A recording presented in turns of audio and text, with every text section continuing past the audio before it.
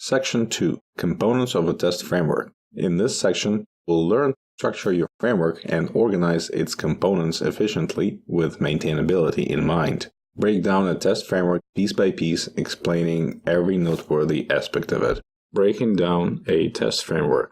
This video is about breaking down a test framework. If you want to be efficient, you usually have two paths to follow. Either be organized or don't be organized and be a genius instead. I'd say it's really hard to become genius. It's more of a cards we've been dealt kind of thing. Being organized is much more attainable.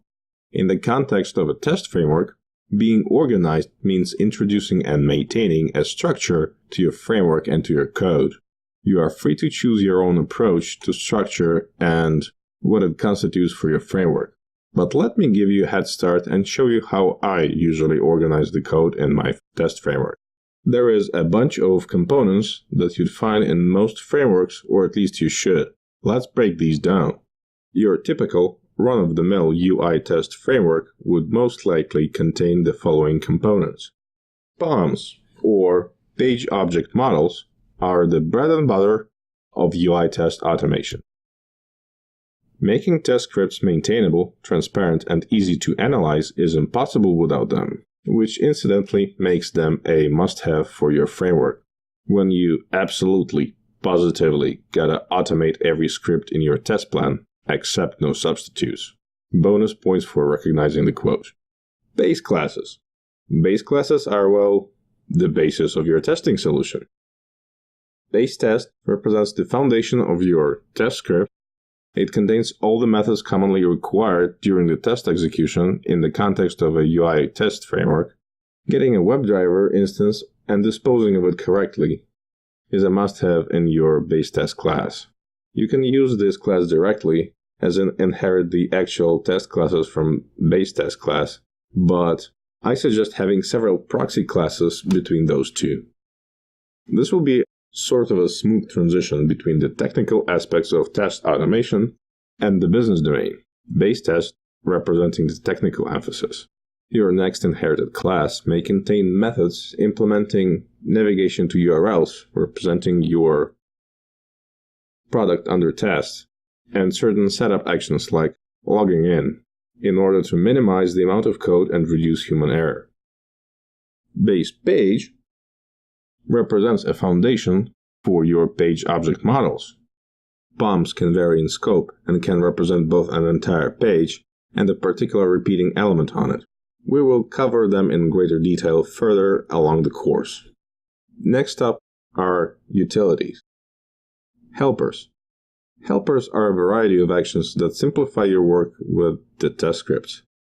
They range from deeply technical uses like Driver Factory, a class that takes over all required manipulations for creating an instance of WebDriver, API requests to override or speed up certain actions. For example, you can create entities required for your script with an API request or authenticate via an API request and then load the authentication cookies through WebDriver. String utilities and date formatters.